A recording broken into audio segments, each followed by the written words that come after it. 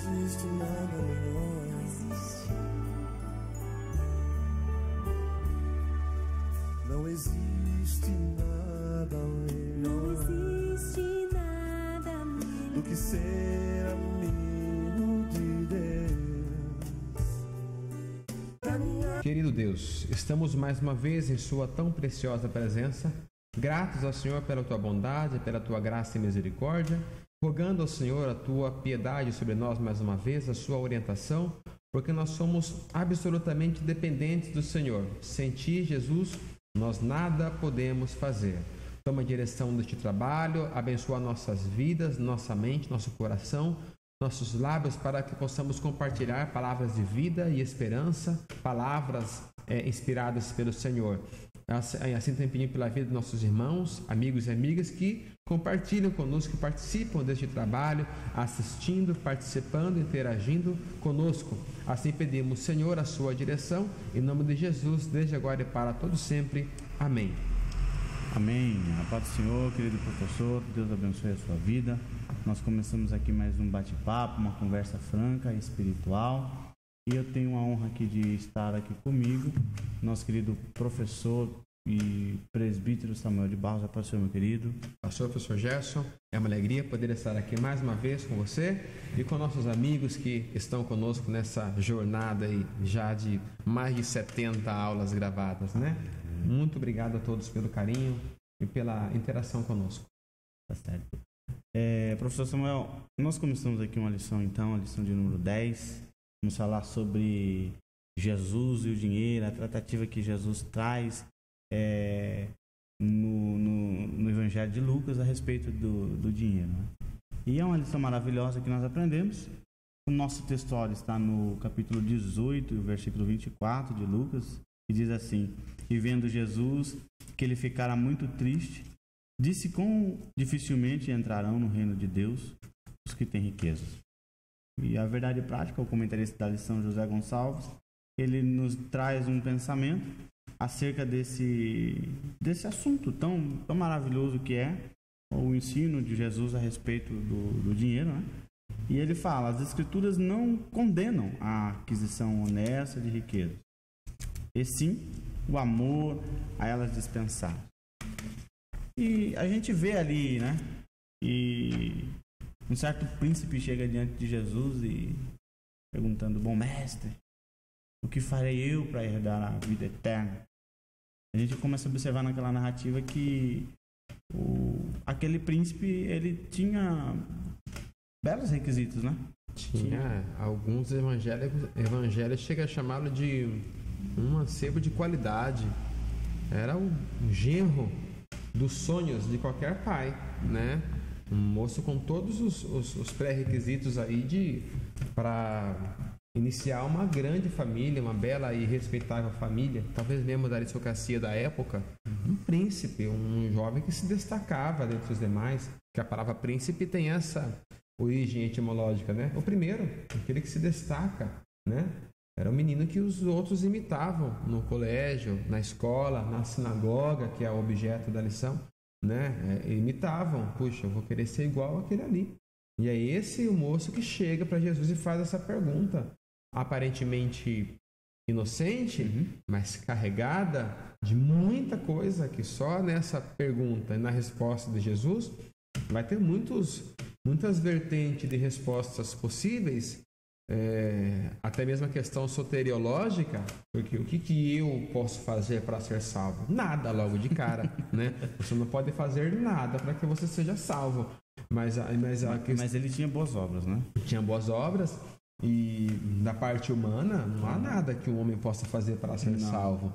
E então a gente vai focar aqui na questão financeira, a questão do dinheiro. Mas se fôssemos ir pela vertente soteriológica, ia ter muito pano para manga aí para a gente enrolar. Ia ser a famosa manga de Itu, que eu comentei esses dias aqui, para falar de salvação. Mas o objeto hoje é Jesus e o dinheiro. Essa é o nosso foco nesta aula de hoje. Perfeito, professor Samuel. Percebe-se que ele, saindo dessa vertente soterológica, mas ele dá ali vamos dizer assim, o currículo dele para Jesus, né? E é interessante que na resposta de Jesus, quando ele cita os mandamentos, a resposta de Jesus era para deixar ele mais baixo. Era para ele falar assim: que pena, Senhor, eu achava que era mais fácil, eu não tenho feito isso daí e tal. Mas não, deu efeito contrário, o tiro saiu pela culatra, né? Porque a resposta de Jesus, que era para deixá-lo mais baixo, deixou-o mais exaltado, né? Eu tenho feito isso, né? E tal. Enfim, é uma questão bastante interessante essa que Jesus, esse moço que Jesus se encontrou e é o objeto de nossa lição de E eu hoje. vejo, talvez instruído erroneamente, que os crentes condenam essa mentalidade de riqueza, de posses, que na visão dos crentes o pessoal tem que ser tudo miserável, passar fome e tal. E não é bem isso. Se a gente parar à luz das Escrituras, a intenção do ensino de Jesus era que mostrasse aquele homem que o amor à riqueza, o apego à riqueza, porque ele tinha muitas propriedades, né? Sim, e a gente vai ver que a Bíblia você não vê ninguém na Bíblia fazendo voto de pobreza, meu irmão. Não tem ninguém fazendo voto de pobreza, tem na história. Cânones, né? Santos católicos considerados assim, com uma bela biografia, onde fizeram voto de pobreza, mas isso não é mandamento bíblico não, mesmo porque o apóstolo Paulo, se a gente for ver, as pessoas que o ajudavam muito você vai ver que o apóstolo Paulo tinha uma visão muito ampla acerca do evangelho, e ele tem um grupo de amigos ali que, se não tiver mesmo tanto de dinheiro que ele, tem mais. Porque Lídia é uma empresária liberal, ela vende púrpura. Então ela chega a oferecer a casa dela para fazer culto, porque senão aqui cabia mais de 10 pessoas ali dentro. Para oferecer a casa para um culto, era uma casa que cabia as pessoas que seriam recebidas. Então a gente não pode sair de um extremo e parar no outro. Se a teologia da prosperidade está errada, nós não podemos responder com a teologia da pobreza. Ela está errada também. Então, vamos procurar saber qual era a opinião de Jesus, observar aqui o dinheiro, bens, posses em cada uma das suas perspectivas. Vamos tentar entender um pouco melhor essa lição bíblica. O primeiro bloco, então, nós vamos aprender sobre o dinheiro, bens e posses nas perspectivas secular e cristã. Professor, pode trazer aí os comentários que o senhor tem a respeito desse assunto, desse tópico. E ele vai falar da perspectiva secular e a perspectiva cristã. Na primeira parte, falando sobre a perspectiva secular, a gente até aconselho os irmãos darem uma consultada no site que temos aqui no Brasil, no site da Casa da Moeda. Nesse site, né, casadamoeda.gov.br, eles vão trazer um pouco da origem do dinheiro, desse termo, dessa palavra. A palavra salário tem a sua origem lá na questão do sal. Era assim que eram pagos, as pessoas recebiam seus salários, né? Daí vem a palavra salário. Mano, que legal você trabalhar o mês inteiro, receber 1000 pacotes de sal, né? Você ia depositar lá o pacote de sal, era sal para todo lado. A palavra salário vem daí, dinheiro, né? Nesse site eles contam, então, na Casa da Moeda, ele conta a origem dessa palavra e a origem do dinheiro em si. É muito interessante. Na lição a gente é lembrado sobre a perspectiva e a sua natureza puramente material, né? E nessa perspectiva secular, ela se sobrepõe a sua função espiritual. Então, no mundo, se valoriza muito a questão do dinheiro. O dinheiro é colocado como uma prioridade, né? Você tem que ter dinheiro e vale tudo para você ter dinheiro, né? Para você alcançar a fama e, consequentemente, o dinheiro, pode fazer o que você quiser, né? Há pouco tempo atrás, aqui no Brasil, levantou um debate de uma menina cantora. Ela é uma cantora infantil, entre aspas, mas ela grava funk, não me lembro o nome dessa moça, nem convém lembrar. E claro que ela começou a ganhar muito dinheiro gravando funk, né? E agora tá essa discussão. Tá certo o pai deixar a sua filha, porque nas suas danças ela faz movimentos eróticos, quem sabe talvez sem nem entender tudo, mas dá dinheiro. E o pai vai abrir mão que a filha tenha a sua fama de cantora de música funk, e perder todo o dinheiro que advém das vendas e dos convites para show que ela tem, né? O Ministério Público proibiu o pai há poucos dias proibiu o pai de expor a filha, com essa questão, dizendo que não, há um incentivo à questão sexual e tudo, mas aí entra o dinheiro, meu irmão, entra o dinheiro, e aí, o que vale mais para o pai, né?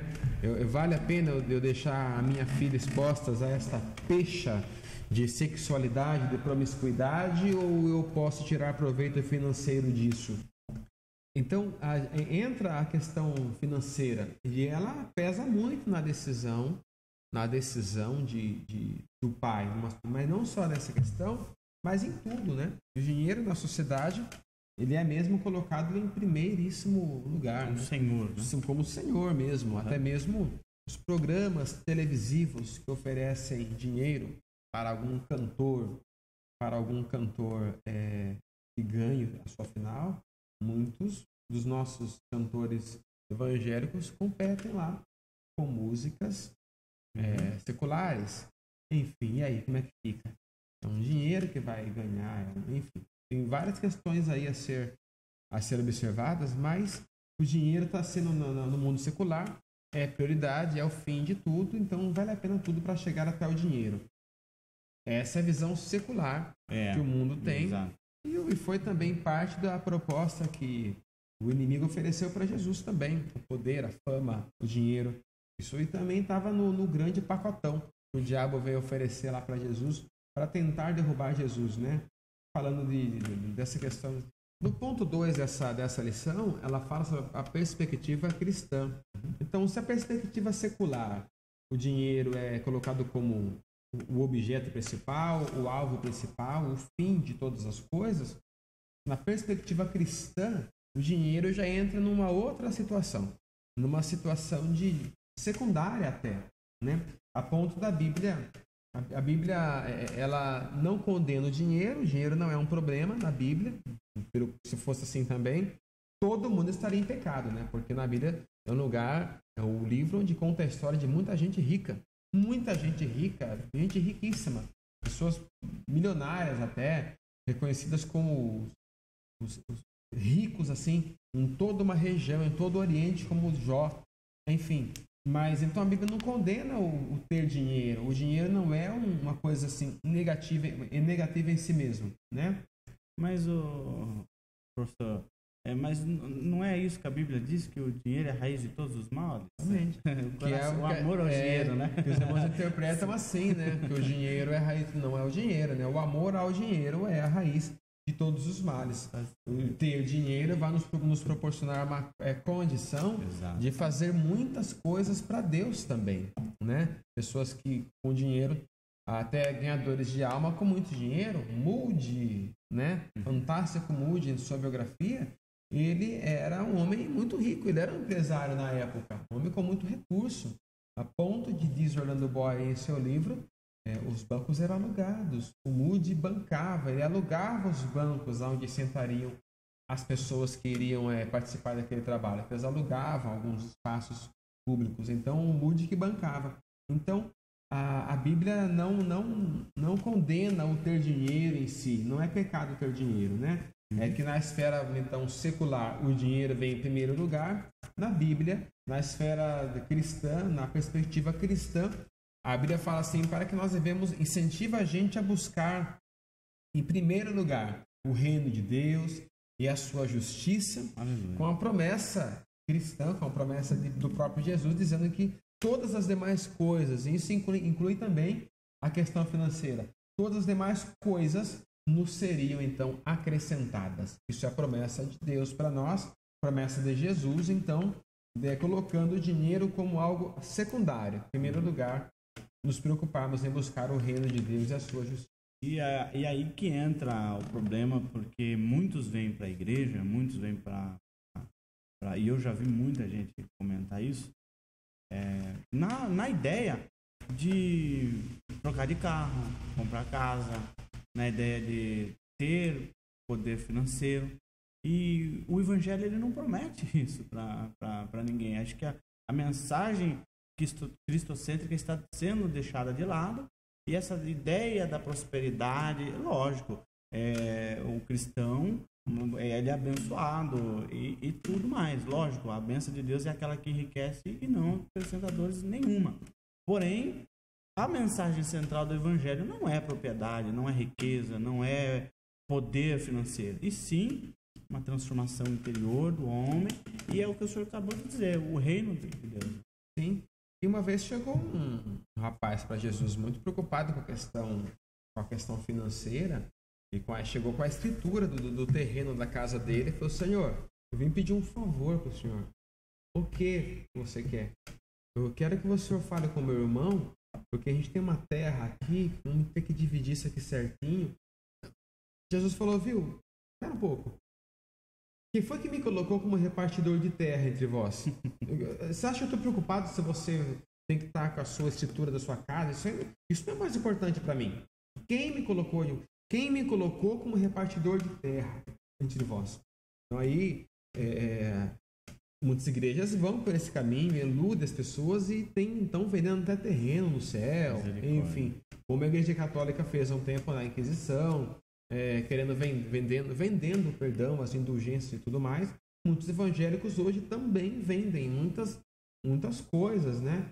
Escrituras de terreno no céu, enfim, para iludir as pessoas. Jesus não prometeu que é da casa própria para ninguém, né? A gente não vê essa promessa aí em nenhum lugar na Bíblia, né? Você vai ter uma casa, você vai ter um carro. Isso é uma promessa de Deus. Isso é resultado de muito esforço. Quem tem não veio de graça. Quem tem trabalhou muito para ter isso, não é mesmo? Para conquistar esses bens materiais. Então a gente não pode achar que isso aí não é promessa de Deus. Deus quer ver o seu povo bem, abençoado e tudo, mas não prometeu casa própria e carro importado. Essa não era a principal mensagem do Evangelho.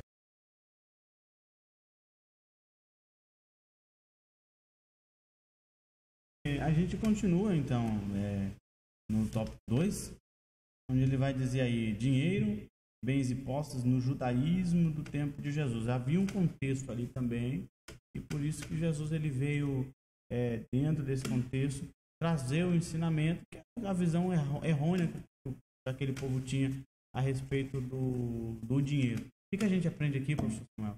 A lição nos lembra de como era dividida aquela sociedade naquela época. Era muito diferente de hoje. Lá tinha rico e pobre. É igualzinho, irmão. Não mudou nada de lá para cá. Sempre teve rico e pobre. Isso é a coisa mais normal do planeta. Em toda sociedade vai ter gente muito rica, gente pobre. Lá em Deuteronômio ele fala assim, na hora que Deus dá a sua orientação para Moisés, fala assim: olha, tudo isso aqui é para que não haja pobres no meio de vós. Depois, mais para frente, ele fala assim: nunca deixará de haver pobres. O desejo de Deus era que não tivesse. Mas olhando para o homem, para a sua natureza, para a sua ambição, para a sua tendência, para a sua concupiscência material, Deus fala: não vai deixar de haver pobres no meio de vós. Não é mesmo? Enfim, rico e pobre. Às vezes o crente fica bravo quando vê alguém mais rico que ele, mas isso é a coisa mais normal do planeta. O Asaf ficou muito doido lá, quando ele abriu a janela da casa dele e viu o enterro de um cara muito rico perto da casa dele. Ele falou: não é possível. E o cara, até na morte dele, ele tem tranquilidade, ele tem paz, né? E ele quase desviou.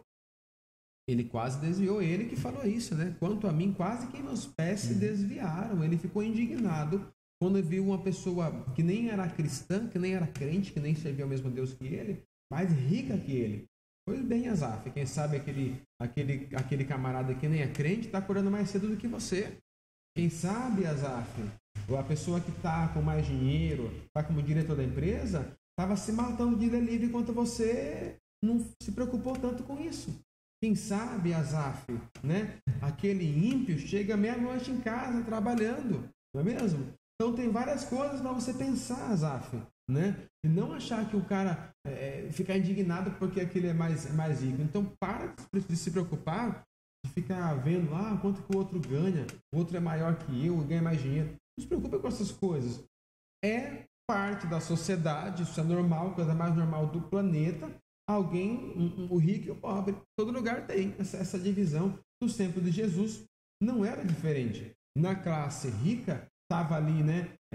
Tava ali os sacerdotes. E claro, o sacerdote ele tem tudo para ser mais rico, porque não há uma preocupação social que o outro que não é tem. Ele recebe. Por que muitas instituições aí são poderosas? Porque o seu principal líder, por exemplo, uma igreja católica, que é uma instituição poderosíssima, que tem muito dinheiro, por exemplo, o padre não casa, não tem filho. Então, quando ele vem a faltar, o patrimônio dele volta para quem era, volta para a igreja, né? Enfim, então há essa divisão. Um tempo atrás, um padre aqui na região, na São Paulo, foi visto lá que ele tinha mais recurso do que as suas condições financeiras. Então, logo, foi muito fácil do Ministério Público descobrir que tinha alguma coisa errada ali, porque não tem condição dele ter mais recursos. E bem assim, pastores também, né? Que vivem, entre aspas, só do ministério, só da obra, de repente tem um patrimônio muito acima daquilo que realmente condiz com a sua condição material. Então, essa divisão de pobre e rico sempre teve e vai sempre ter. Mesmo numa família. Uma família aqui de Sorocaba, onde nós moramos, encontramos, meu irmão e eu, se encontrou com um andarilho no meio da rua, das ruas de Sorocaba. O meu irmão falou: Samuel, aquele andarilho ali, ele é parente de um homem muito rico aqui na cidade. Então, na mesma família, estava ali em Sorocaba, aqui em Sorocaba, né? E eu conhecia bem o homem muito rico de Sorocaba. Aquele andarilho já faleceu, já morreu. Esse empresário muito rico em Sorocaba também já morreu. Mas muitas vezes em família tem gente assim. Tem um irmão que ganha muito dinheiro, o outro está morando numa favela. Não é mesmo? Então, há essa divisão. O que aconteceu? Tem uma diferença. Uma diferença. De repente, um irmão se esforçou mais, se matou, estudou, foi atrás. O outro ia lá, arrumava 10 namoradas, teve um filho aqui, o outro. Seria até uma injustiça muito grande, muito estranho, se o outro que procurou estudar, se esforçar, fosse mais miserável, o outro fosse mais rico. Então, aquilo que a Bíblia fala, né? O tempo e a sorte corre a todos. Precisa então que todos se esforcem para poder chegar, né? Para chegar em uma situação material um pouco melhor. Tá certo. O que mais, professor? Vamos concluir aqui. Então, aqui se falou a ricos e pobres, não tem novidade para nós aqui, isso é uma coisa normal. Então, essa sociedade da época nunca vai deixar de existir. Na igreja também. E acredite, na igreja, pessoas mais ricas, com uma condição financeira um pouco mais favorável, também são tratadas com uma certa discriminação e preconceito.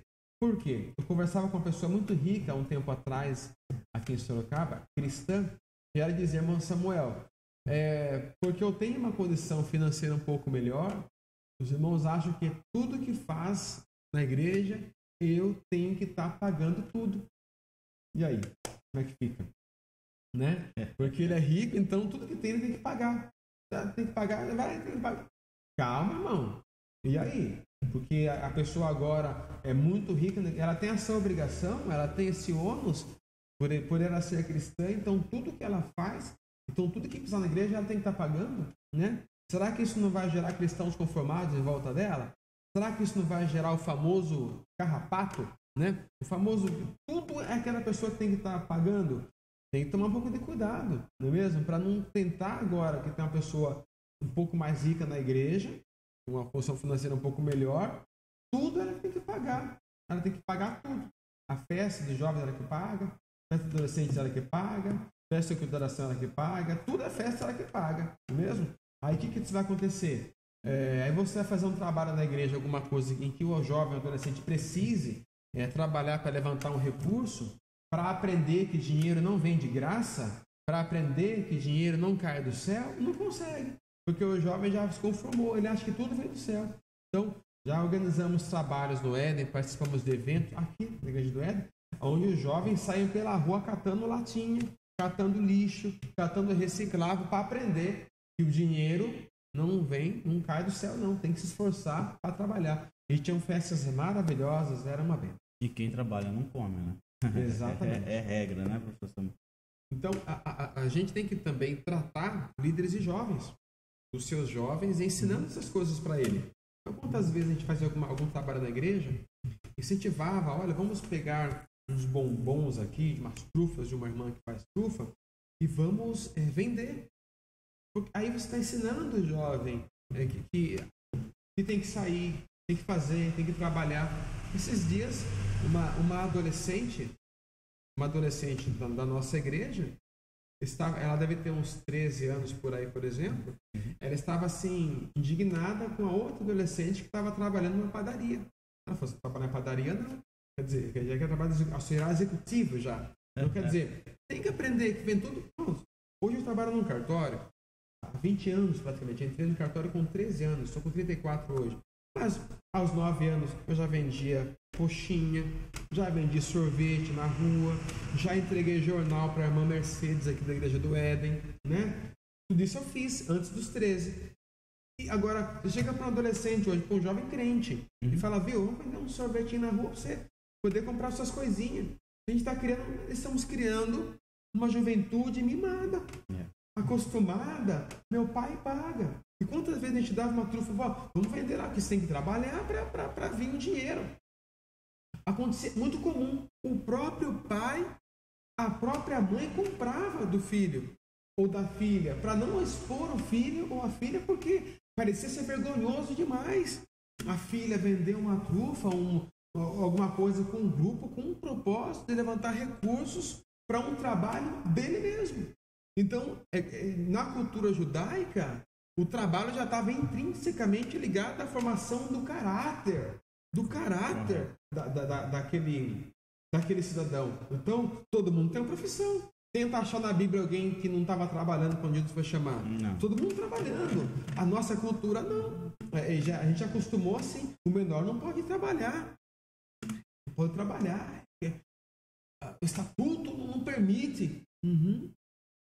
Mas você vê jovem se prostituindo. O mesmo estatuto que proíbe de trabalhar não vai atrás de arrancar as adolescentes que estão se prostituindo nas ruas. Então, olha o estrago que estamos causando, né? Então, eu não poupo os jovens adolescentes, quando eu estou liderando, de trabalhar. Vai trabalhar, vende isso aqui, faz essa coisa, vamos levantar recurso aqui. Porque isso mexe com essa questão, né, de formação de uma filosofia de vida, entender que tem que trabalhar assim.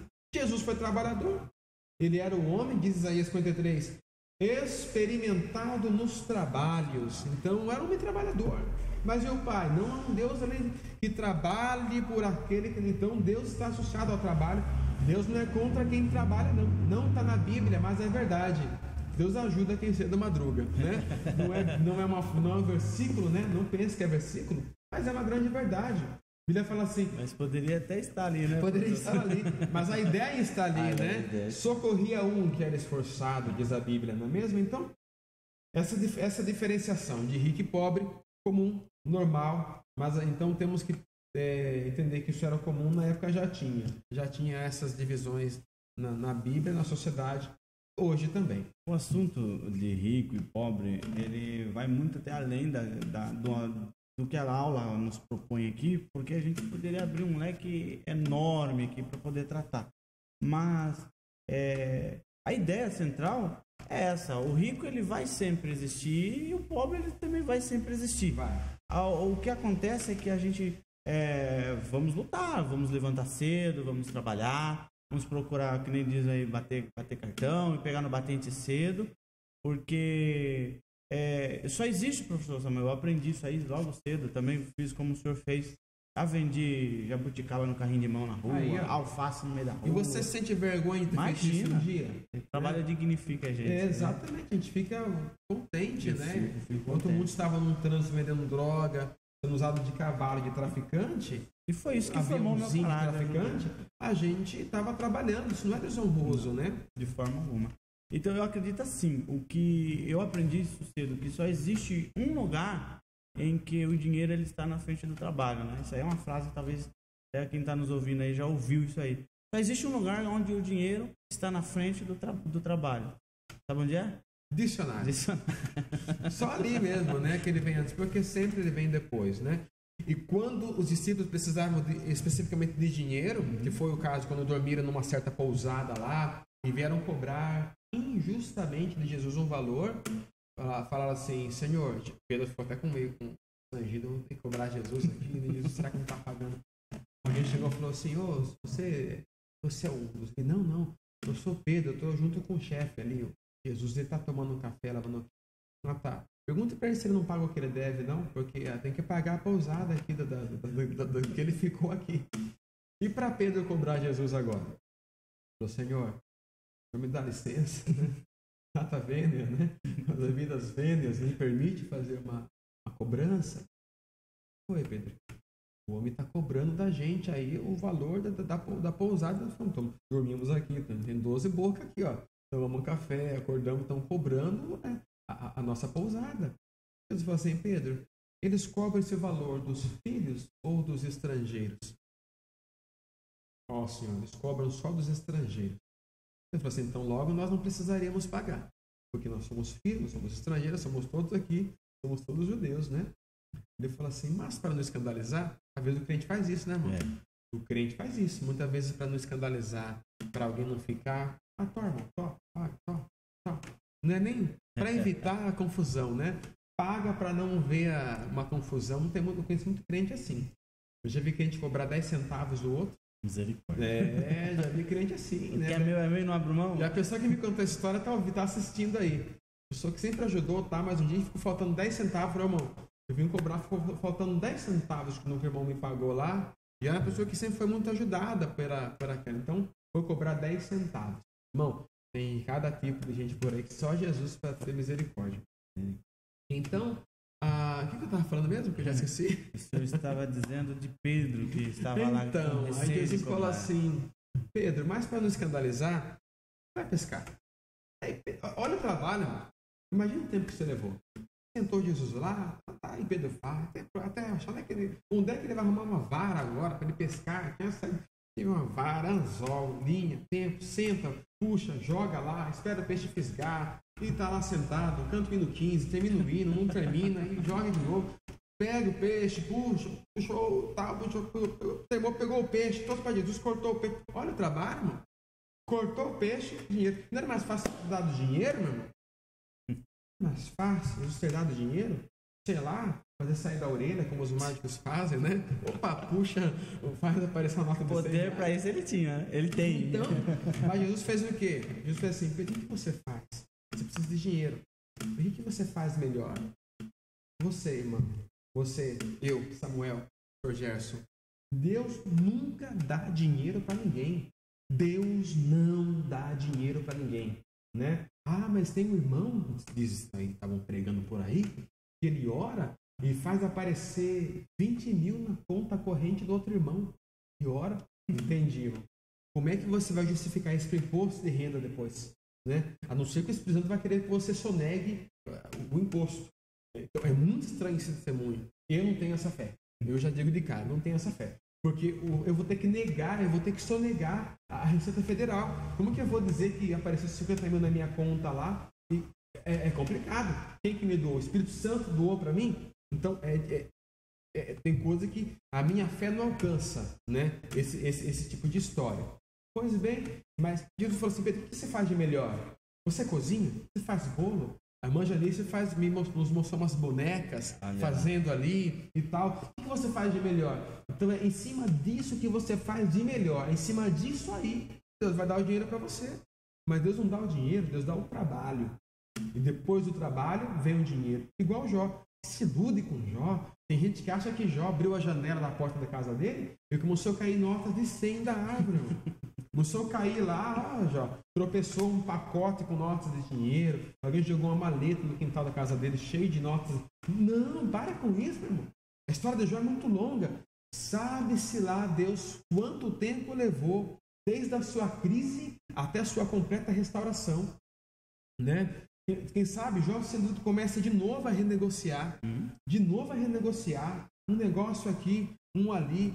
Jó lia seus contratos, não era que nem a gente. Ensinava sem ler, daqui a pouco estava lá, 12 parcelas pagando aquele negócio. Jó era um negociador, irmão. Jó é um negociador, é um empresário, é um consultor empresarial da época. Todos olham para Jó. um Bill Gates da época. Perfeito. Então, Jó vai paulatinamente, pouco a pouco, um negócio aqui, opa, um negócio ali, e vai acabando certo.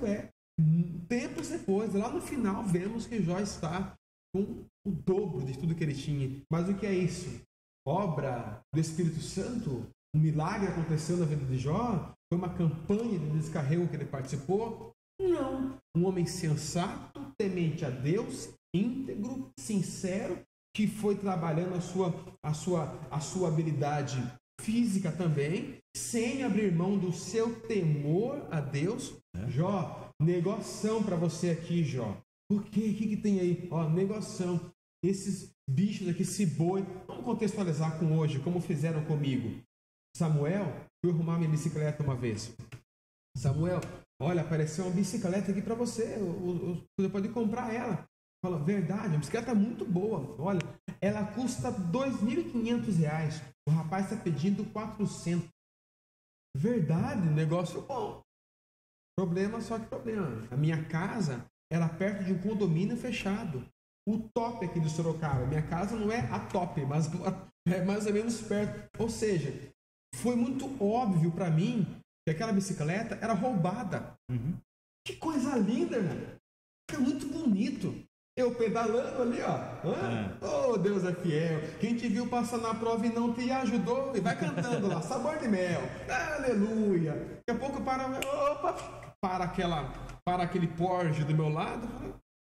Oh, bom dia, senhor. Bom dia. Eu vou até querer falar de Jesus para ele, né? Jesus te ama. Ele me ama. Ele te ama. E você ama? Você também é. Que ama você, mas ele te transformou? Sim, me transformou, mudou a minha vida, eu sou uma nova criatura. Senhor, eu dizendo, né? E o empresário fala para mim, ele mudou você? Eu digo, sim, me mudou. Por que você comprou essa bicicleta aí, então? Eu comprei minha bicicleta. Tá, mas ela é roubada. Como é que fica o presbítero, o professor, o cristão? Como é que fica você comprar um produto roubado? Então eu fico pensando, Jó, contextualizando, se Jó ia comprar um objeto roubado, um relógio roubado. Então, alguém, quando ia negociar com Jó, ia com tranquilidade, irmão. Sim. Sabia que quando estava na frente de um usurpador, se o Jó falou que vai acertar tal dia, tá tranquilo, ele vai acertar. E essa justiça, professor Samuel, isso é ser justo, né? Tem um versículo na Bíblia que fala que a balança infiel Deus abomina, né? Sim. Essa justiça a gente encontra também no personagem muito que às vezes o pessoal fala que Cornélio era um homem justo, mas essa era a justiça que Cornélio se apresentava diante dele. Ele tinha ali, dizemos assim, ele tinha ali condições ali para Pedro pregar para ele e ele tomar o estalo da salvação. Por quê? Porque as obras de Cornélio eram uma obra boa. É o que o senhor está dizendo. Cornélio jamais era um homem que compraria uma bicicleta roubada. E é isso que Deus espera da gente. Sim, hoje também. A gente vê muitos irmãos aí, participa de algum trabalho. Eu gosto tanto do pregador fulano. Tenho todos os DVDs dele. Tudo pirata. Não? Você ama esse irmão então, né? Você está acabando com o ministério dele, né? Eu gosto da cantora ciclana. Um monte de CD dela, tudo pirata. Você ama ela mesmo? Você está estragando o trabalho que ela tem feito. Então, tem tudo isso. Tem tudo isso para a gente trabalhar e enfim, tudo mais. O próximo ponto agora fala sobre a generosidade. Certo. Ele fala assim, generosidade e prosperidade. Olha que interessante agora a citação que eu separei de Jó. Jó capítulo 29. Olha o que Jó fazia com o seu dinheiro, com os recursos dele. Olha o que ele fala. Quando eu ia à porta, estou no versículo 7. Certo. Quando eu ia à porta da cidade e tomava assento em praça pública, quando, ao me verem, os jovens saíam do caminho e os idosos ficavam em pé.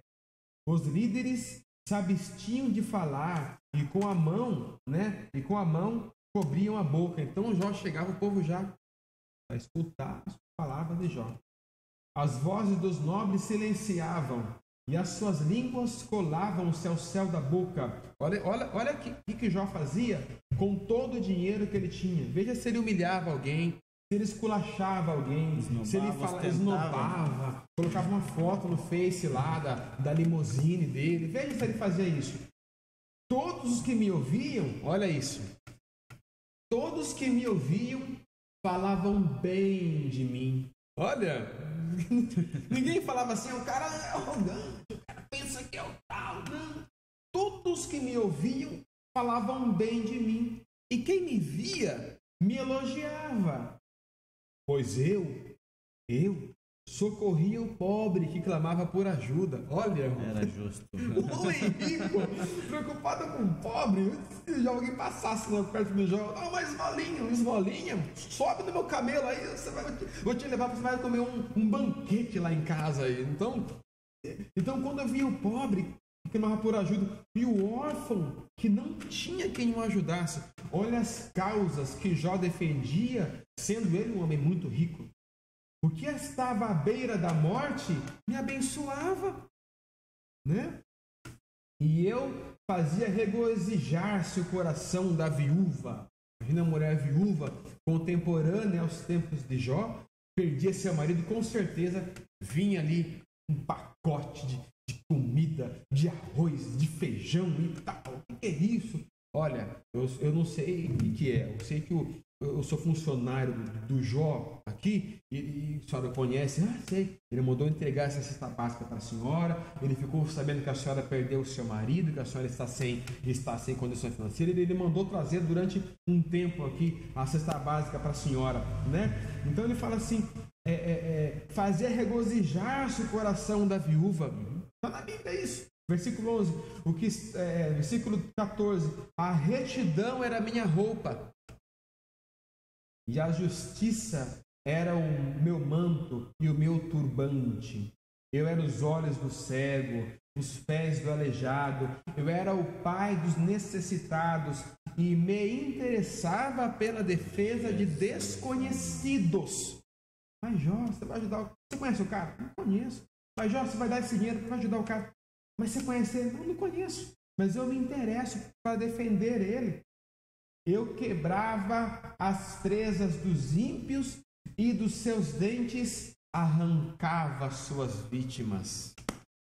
Esse é o bom, meu irmão. Então, quando a Bíblia fala da riqueza de Jó, não fala, quando você vai ler o capítulo 1 e 2 de Jó, não fala, Jó tinha 1000 camelos. Não fala isso. Fala, homem íntegro, fiel. Olha as características que chamavam a atenção de Deus. Então, essa generosidade no judaísmo, agora eu falo do tempo de Jesus, mas eu estou dentro de um mesmo contexto judaico, certo. Não é mesmo? Então, essa generosidade, essa prosperidade, ela deve ser incentivada, não é mesmo? A posse de bens materiais não era vista como um mal em si, não é mesmo. Às vezes a pessoa tem muita riqueza, muita prosperidade, isso não é mal, não é um pecado. Né?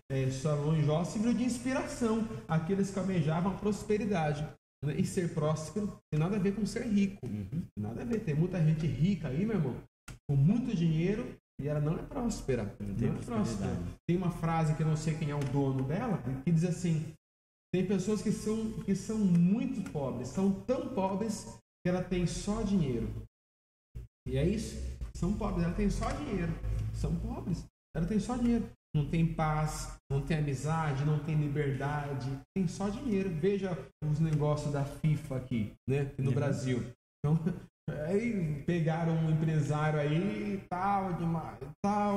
Ele falou, não, mas eu quero responder em liberdade, eu vou devolver 400 milhões. Como assim devolver 400 milhões?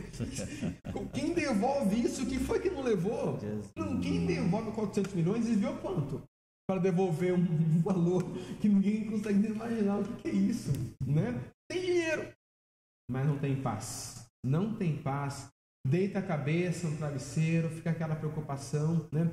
Então, quer dizer, a gente não pode pensar que pessoa próspera é pessoa rica. Tem sempre pessoas que não são ricas e são prósperas também, porque temem a Deus, tem o dinheiro dela ali, ganhado com o suor do trabalho, na tranquilidade, na paz, volta para casa de ônibus, deita no ônibus dormindo, em paz, tranquila, não é mesmo? Sem aquela preocupação de roubou, desviou, tirou de quem não era dele. Então, Jó, Salomão são figuras que nos servem de inspiração. Até diria mais Jó do que Salomão.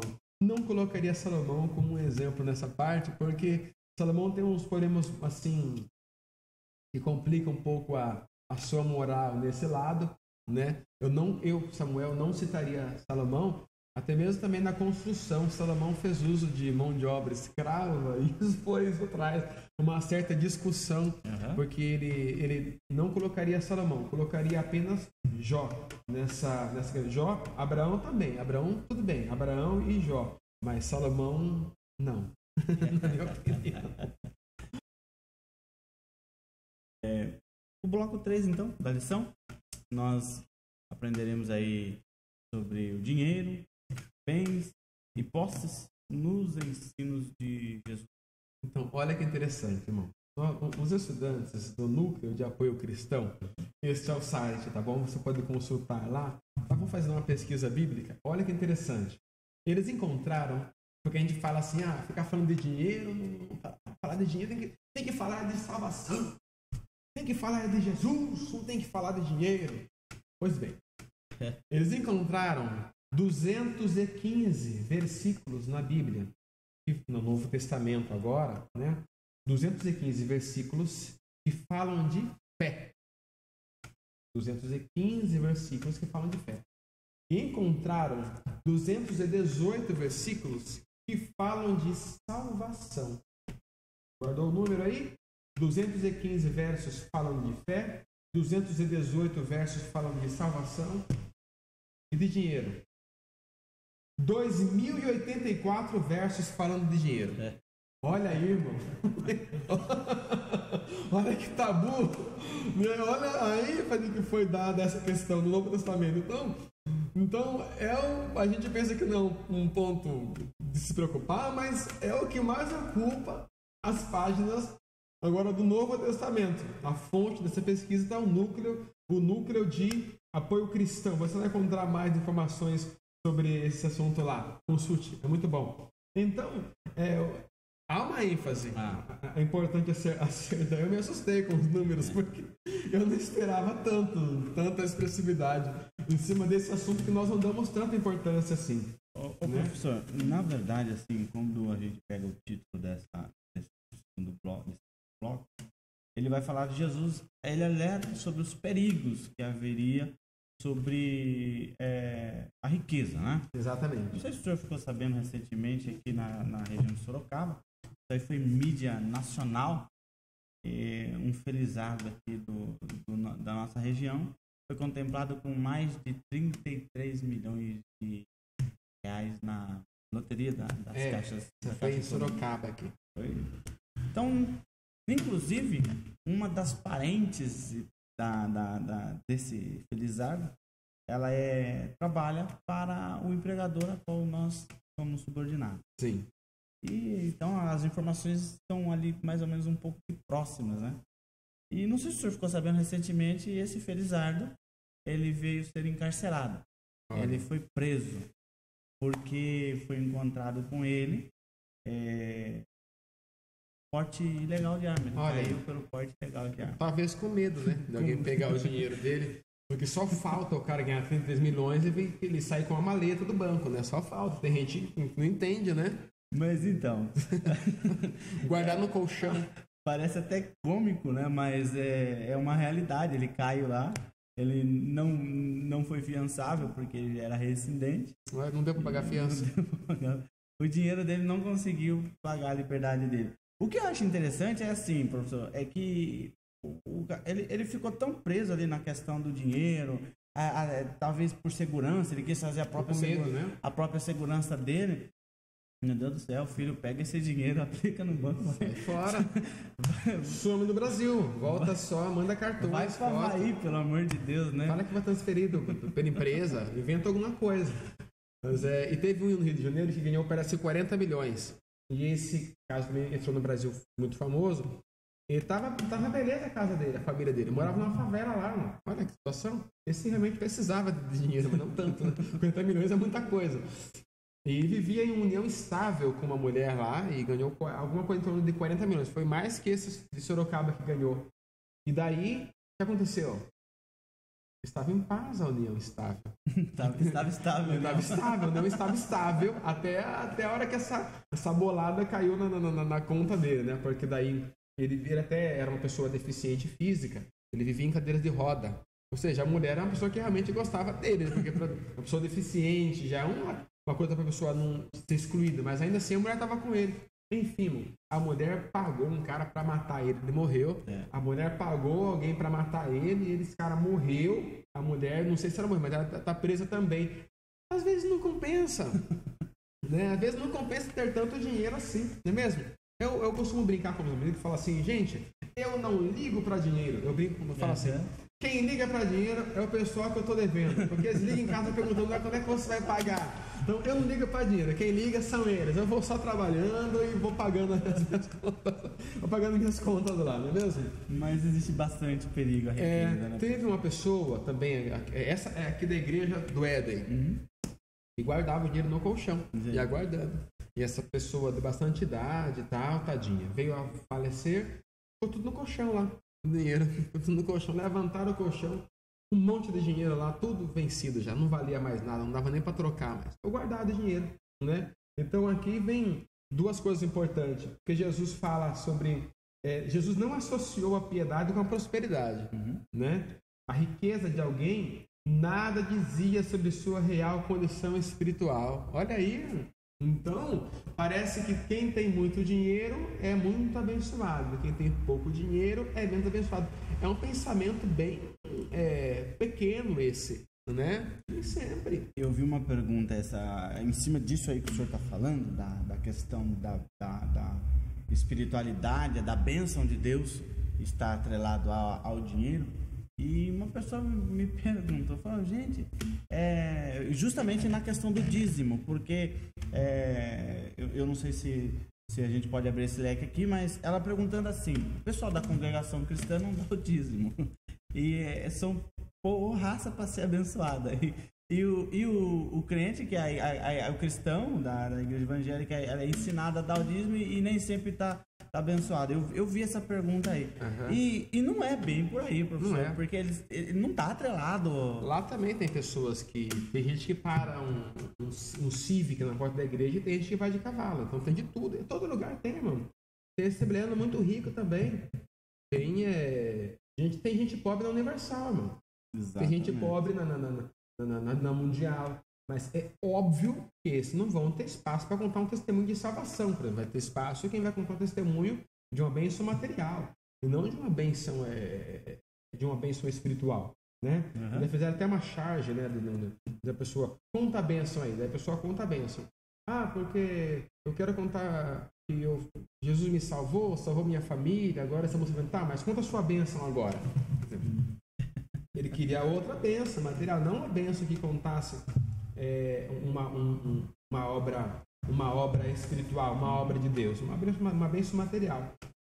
Então, em todos os lugares, eu acho que é bem equilibrado isso daí. Tem gente rica e pobre em todos os lugares, né? Eu acho que tem muita gente na Assembleia de Deus mal orientada acerca do dízimo também, né? O cara dá o dízimo e acha que porque ele dá o dízimo, ele vai ser abençoado. Então eu posso dar o dízimo e vou lá comprar uma TV de R$5.000, eu ganho R$1.000 por mês. Deus vai abençoar o seu dízimo. Se dá o dízimo, você é um mal informado. O que é isso, dar o dízimo e ter uma bagunça financeira em casa? É ou não é? Não vai adiantar nada você ser dízimo, não é mesmo? Como diz o pastor Cláudio Duarte, ele brinca às vezes com a situação, mas ele fala que tem gente aí que o devorador tem até. O devorador não chega nem perto. Ele fala, não vou nem chegar perto porque vai acabar comigo. O devorador não chega nem perto da pessoa. Nem precisa do devorador para a pessoa se arruinar financeiramente, não é mesmo? Nós precisamos pedir para Deus nos dar a sabedoria para saber gastar o dinheiro que Sim, precisamos na Assembleia de Deus. Precisamos. Começa a lista aí embaixo para xingar. Pode começar a lista. Mas o povo precisa de uma orientação financeira, orientação que fale da vida financeira, porque 2.084 referências bíblicas acerca do dinheiro, acerca da vida financeira, e a gente não ter uma situação na igreja onde se fala e ensina ao povo sobre dízimo, sobre oferta, ensinar a administrar a questão financeira, né? Essas igrejas neopentecostais estão fazendo tudo isso daí. Reuniões com empresários, não fica o povo lá sapateando, dedo de profeta para cima, não é assim. Eles sentam vem um empresário e vai dar uma aula para os seus agregados ali. Como montar uma empresa, questão do Sebrae. O cara escuta essas coisas, o espírito do empreendedor. O cara vai montar um negócio e vai dar certo. Vai dar certíssimo, né? Tem uma igreja aí, a igreja, vou citar aqui, Igreja Mundial, por exemplo. Não estou falando mal de ninguém, estou contando o que eles fazem. Né? A pessoa monta um mercado, põe lá, mercado mundial, e põe o símbolo da igreja deles lá. Então, ou seja, óbvio que é um recurso que entra no mercado daquela pessoa e ela vai mandar para a igreja, porque ela está usando o nome da igreja naquela franquia de negócio que ela monta ali. Não vai colocar de graça o nome ali. Então, enfim, isso é certo? Isso é errado? Discuta entre vocês. Estou falando o que eles fazem, porque que lá nessas igrejas tem muita ênfase para testemunho financeiro. Então, acabam um ajudando o outro, né? Vai comprar um negócio, compra com o irmão que é da igreja. Você vai cortar o cabelo, vai cortar com o irmão que é da igreja. Vai montar um negócio, vai consultar lá. O senhor falou o ponto principal. Eu corto o cabelo com um irmão que é da Congregação Cristã do Brasil. E eu já parei para observar isso que o senhor falou. Eu não tenho hora marcada, então chega lá, é lotado o salãozinho dele. É lotado. É por ordem de chegada. Professor Samuel, a maioria das pessoas que frequentam o salão desse irmão são irmãos da igreja dele, da congregação. Eles são honrosos nessa parte. Agora o povo cristão é egoísta, é partidário, prefere ir lá e abençoar a casa de um ímpio, de um filho da treva, lá do que vir lá, o irmãozinho que é da congregação dele, da igreja dele, que corta o cabelo, ele não vai no mercadinho do irmão, não vai na loja da irmã comprar roupa, não vai abençoar o trabalho da irmã. Então é assim. Isso em várias religiões. O Espiritismo, que Chico Xavier propagou a fé aqui no Brasil, por exemplo, quando ele escreveu o seu livro, o primeiro livro dele, ele tinha em torno de uns 20 e poucos anos ele tinha, mas a gente viu o apoio que a comunidade dele deu para ele, comprando seus livros, ajudando ele, bancando ele e tal. Espiritismo, Chico Xavier. Eu escrevi o livro com 18 anos aqui em Sorocaba, eu sei como é que foi, o apoio que eu recebi, né? Só faltava me chamar de tonto.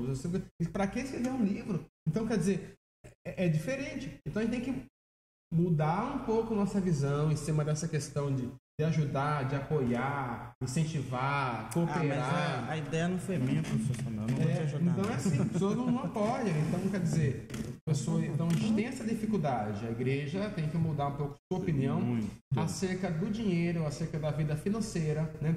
Claro que não vai ser para vendendo Bíblia a R$900. Isso aí também não tem condição, né?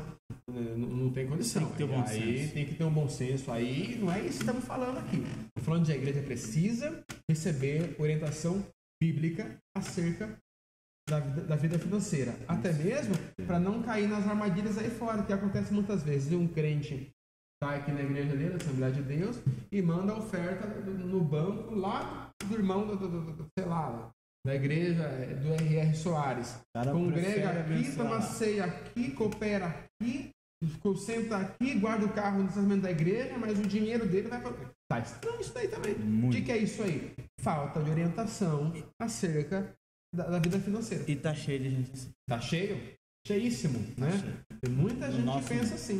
Então, quer dizer, você tem que ajudar, procurar ajudar, que Deus abençoe os irmãos nas suas comunidades evangélicas, mas obviamente que minha prioridade financeira vai ser o evangelho, né? Onde nós somos alimentados, né, professor Samuel? Jerusalém, Samaria e os confins. Primeiro Jerusalém. Onde é Jerusalém? É onde você está. Onde é Samaria? É secundário agora. Samaria é uma outra região. E depois, estou em Jerusalém, a Samaria, agora sim, partiu os confins da terra. Então, isso é a prioridade até mesmo para Jerusalém. Então, igreja, vamos abrir, vamos tentar observar mais essas questões acerca da vida financeira, né? Estamos para ministrar aqui no Éden um estudo sobre isso. O professor Gerson está organizando um evento aqui no Éden que vai tratar só de temas polêmicos, dentre eles o tema de ofertas e dízimo, que nós vamos ministrar. Nós vamos disponibilizar esse estudo, vou conversar com o professor Ubner, que ele dirige um site chamado Pecador Confesso.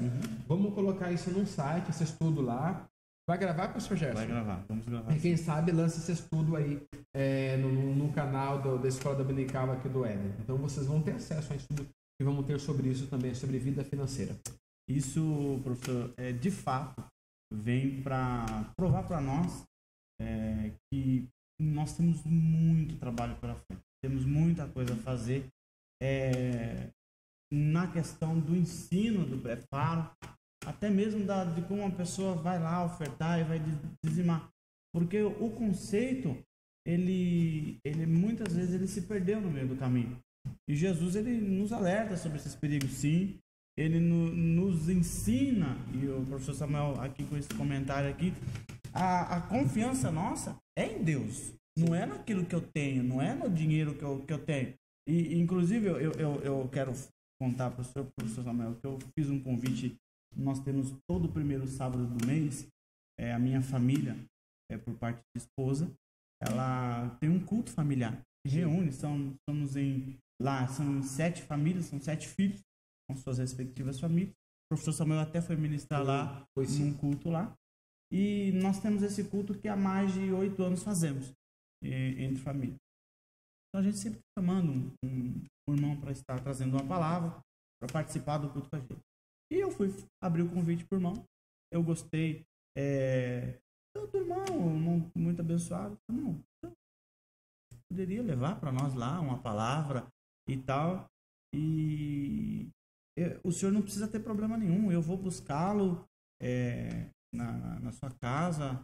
E enfim, se for o caso e tal. Aquele irmão já veio dizendo assim para mim. Eu achei engraçado. Não, eu tenho 3 carros na garagem. Em qual carro você quer que eu vou? Desse jeito.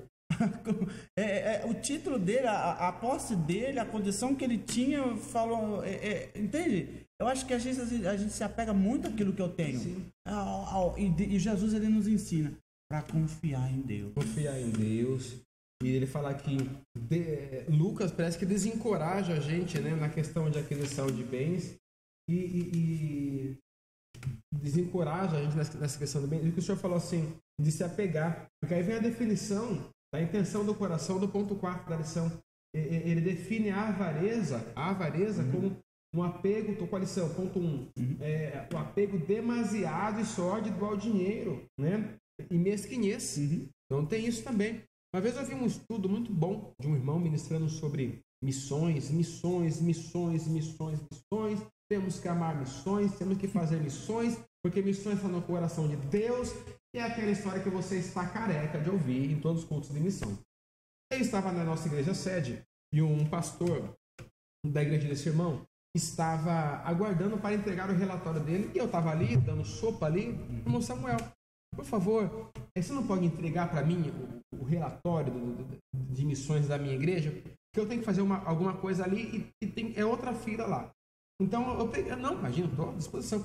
Peguei os envelopes do irmão, né, do pastor, aquele relatório que eu tinha ali, de missões dele, e fui entregar para a igreja, a sede, né, onde estava aquele relatório. Aqui vai para o ECEM, trabalha com a nossa igreja, sustenta de missões. Aí eu, curioso, como qualquer outro, eu peguei a lista e fui olhar os nomes, né? Tava o nome daquele irmão que pregou sobre missões. Olhei a oferta que ele estava mandando para missões. R$5, irmão. Você está de brincadeira, irmão. E era uma pessoa que tinha condição de dar muito mais porque eu conheço. Não estou criticando você que dá R$5 para missões. Se é o que você pode dar, glória a Deus pela sua vida. Mas eu falo de uma pessoa que tinha muito mais condição de dar muito mais, que estava mandando R$5 para a missão. Eu não queria ser um missionário para depender da oferta dele, porque ia passar fome, ia ter que vender coxinha, entregar jornal de novo para poder se sustentar lá fora. Quer dizer, fala tanto de uma coisa. Correto. Na hora de provar para Deus. É um falso moralismo. Né? Porque quando a Bíblia fala tanto do dinheiro assim, em 2084 citações só de dízimos e ofertas no Novo Testamento, a questão não estava somente ligada ao dinheiro em si, mas ao Deus que é representado pelo dinheiro. Porque aqui vai entrar uma mão, que é o Deus que representa. Tu estava pegado ao dinheiro, o dinheiro virou um Deus. Pessoas com tanto dinheiro que são mão de vaca mesmo, sabe? Eu conheço gente com terrenos valiosos em Sorocaba, terrenos valiosos, que em regiões assim, 4, 5 terrenos grandes. E uma vez, um amigo meu estava com um trinco de uma porta quebrado lá, e a pessoa foi na casa dessa pessoa, que é um excelente pedreiro, né? Pedir para arrumar, porque dava para arrumar o trinco, para aproveitar um trinco quebrado, porque não podia comprar um trinco para não gastar o dinheiro. Vai morrer, mano, vai levar esse trinco, vou colocar esse trinco no seu caixão, para você levar esse trinco para outro lado, né? Dá tchau com a mão fechada. Dá tchau com a mão fechada, descasca a bala no bolso, para não dividir com ninguém. Então, o dinheiro parece que tudo tem que economizar, não pode comprar. Às vezes tem uma condição boa, nunca foi jantar com a esposa no restaurante, gasta R$500 com o carro, não gasta 100 no almoço com a esposa, num passeio com os filhos. Então, a propriedade dela material vira um Deus. Ele adora o carro, ele adora o saldo bancário. Todo dia ele vê o saldo, mas não dá um beijo na boca da esposa dele. Está casado há 10 anos, a mulher não sabe o que é um beijo na boca do marido, não sabe mais o que é isso. Mas todo dia está ali, vai no shopping, aquela camisa bonita, sapato, irmão, dá até para pentear o cabelo olhando o sapato dele, não é mesmo? O bem material virou algo que tomou o coração, né?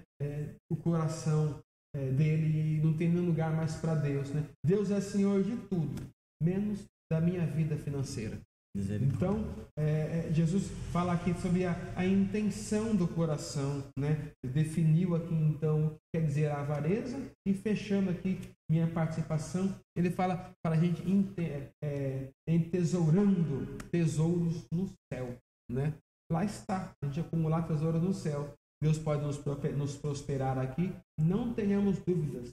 Deus quer que nós tenhamos uma vida abençoada aqui na terra, sim, né? Uma vida. Mas eu gosto muito da oração de Provérbios de Agur. Agur foi muito franco com Deus em sua oração. Ele falou assim: eu me conheço, Jesus. Estou parafraseando, né? Uhum. Eu sei que se eu tiver muito dinheiro, eu sei que se eu ganhar R$15 mil por mês, eu sei que se eu ganhar R$50 mil por mês de salário, eu vou virar uma pessoa arrogante e prepotente. Eu sei disso. Olha que sinceridade. Eu sei, Senhor, que se eu parar uma Land Rover na porta da igreja, não serei eu mesmo. E talvez, pegando essa sua conjectura, talvez muitos de nós, inclusive o professor Gerson, me coloca, inclusive eu também, não tem essa sinceridade de fazer essa oração para Deus. Então a gente fica ali achando que muitos de nós, irmãos, se ganhasse 10 mil a mais, é perigoso perder o céu. Misericórdia. É perigoso perder o céu, porque ia ficar muito arrogante e tal. Então, o apóstolo Paulo fala assim: eu sei ter abundância. Eu sei. E sei também padecer necessidade, né? Sei ter muito, sei ter pouco. Então, o Agur foi muito sério. Fala: Senhor, eu sei, eu me conheço, Senhor. Eu sei que se eu tiver muito, eu posso virar uma pessoa arrogante e prepotente. Eu não vou ter paciência para ouvir o irmão Zé pregar de novo lá. Ele vai citar palavras erradas na pregação dele, e eu, com o meu orgulho intelectual, para eclesiástico e acima da média, minha formação acadêmica, a minha prosperidade financeira, não vou aguentar ouvir um irmão com a camiseta rasgada pregando. A minha vida financeira, Senhor, se eu ganhar muito, eu não vou conseguir ouvir aquele irmão da aula na escola dominical com aquele chinelo de novo, com a fieira preta, outra azul. Não vou ter paciência para isso. Então ele fala: Senhor, não me des o muito. Senhor, não me des o muito. Não peço que o Senhor me dê muito. Está lá em Provérbios de Agur: não me des muito. Mas, Senhor, tem mais uma coisa. Eu não quero passar necessidade. Eu não quero ter que ficar pedindo dinheiro emprestado para os outros. Eu não quero ficar aí vivendo de esmola. Senhor, não me des muito. Só que, por favor, Senhor, não me des pouco. Então, olha que lindo isso. Eu não quero ser milionário, eu não quero ser um nababo, eu não quero ser não quero. Só que também, Senhor, eu não quero ser um miserável. Eu quero que o Senhor me mantenha na minha porção acostumada. Eu quero ter o suficiente, eu quero ter o necessário, eu quero viver bem, eu quero ter um bom emprego, eu quero ali, eu não quero miserável, não quero o tudo, eu quero a minha porção acostumada. E amém. E no final, Senhor, paraíso, céu. Glória a Deus. Então ele foi muito sincero, não quero muito, não quero pouco, eu quero a minha porção acostumada. Então que a gente possa ter essa sabedoria também, de pedir para Deus o que ele entende que seja o suficiente para nós, né? Tenho que comer? Paulo falou, tenho que comer? Tenho que vestir? Fica contente, irmão. Dá glória a Deus.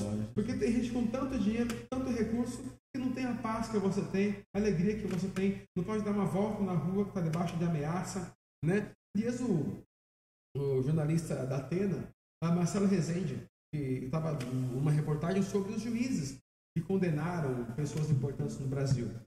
Estão no topo. São juízes que estão na beira dos 70 anos e vão se aposentar compulsoriamente, porque é a idade da Constituição brasileira. E eles condenaram na sua jurisdição pessoas importantes. Aonde eles vão? Ele entra num banheiro, tem alguém com um revólver parado lá, que é o segurança dele, que dá segurança para ele. Ele entra num banheiro com segurança lá. Na casa dele tem 2, 3 segurança. Aonde ele vai? Irmão, para se pesar, né? Aquela pergunta que aquele poeta português faz. Valeu a pena? Né? Valeu a pena? Valeu a pena chegar ao topo da onda? Valeu a pena conquistar tanta coisa? Valeu a pena ver a conta do banco com tantos milhões? Valeu a pena, né? Valeu a pena tudo isso? Né? Valeu a pena? Essa pergunta que ele faz, ela é bem reflexiva, né? Será que vale a pena a gente trocar tanta coisa que a gente tem, a alegria de fazer pelo dinheiro em si, por esse vil metal, uma coisa tão indispensável assim, não é mesmo? Essa visão capitalista que nós temos. Para fechar, a filósofa contava a história de um capitalista, né, que chega numa certa região e tem um índio sentado debaixo de um coqueiro. E desse capitalista fala assim para ele, viu, o que você está fazendo aí? Ele falava assim, eu estou aqui sentado debaixo desse pé de coqueiro, como o senhor pode ver. Não vai fazer nada? Ele falou assim, como assim? Fazer o quê? Aquele índio perguntava para aquele capitalista dessa ilustração. Fazer o quê? O senhor pode pegar esse pé de coqueiro, pode derrubar esse coqueiro, pode pegar esse coqueiro e fazer um doce, fazer alguma coisa, vender água de coco, para de tal, conquistar coisas, ter dinheiro e ir ganhando dinheiro, você precisa fazer alguma coisa para...